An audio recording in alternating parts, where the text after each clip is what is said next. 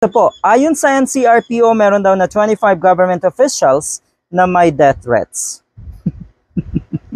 Okay. Ay sino bang magbabanta sa mga yan? Alangan namang yung mga ordinaryong kababayan natin. Diba sila rin naman yan? Ganyan sa politika. Sino bang nagpasimuno ng mga ganyang bantaan? Yun pong mga ganid sa kapangyarihan.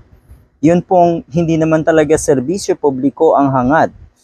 Kaya sila ay pumapasok sa politika, kundi kapangyarihan para maghari-harian. Power ang gusto ng mga yan. Kaya ayan, pare-pareho naman halos ngayon eh. Okay, sabihin na natin hindi lahat, pero totoo na karamihan, ganyan na po ang intensyon ng kanilang pagpasok sa politika. Nalalapit na kasi ang eleksyon, ang halalan. Kaya ayan, may mga banta sa buhay.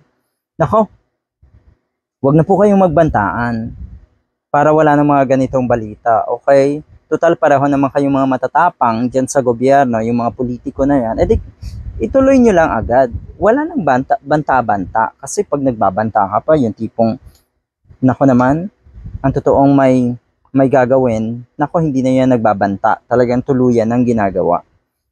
Alright, natuklasan daw ng NCRPO na may 25 government officials sa Metro Manila ang umano'y may death threats. Ito ay sa ano lang ito ay sa Metro Manila pa lang. Ay paano pa sa Mindanao? Paano pa sa ibang lugar na ang gugulo pagdating ng halalan? 'Di ba? Bakit kasi ganito ang nangyayari dito sa atin? Dahil nasanay na po tayo na pag sinabing politiko ka, kapangyarihan ang iniisip.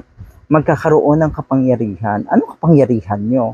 Wala po sana kayong kapangyarihan. Kayo sana ang taga-serbisyo sa mga kababayan natin at sa mga taong bayan. Kayo ang naandyan para magserbisyo. Kayo po ang pinapasweldo ng taong bayan.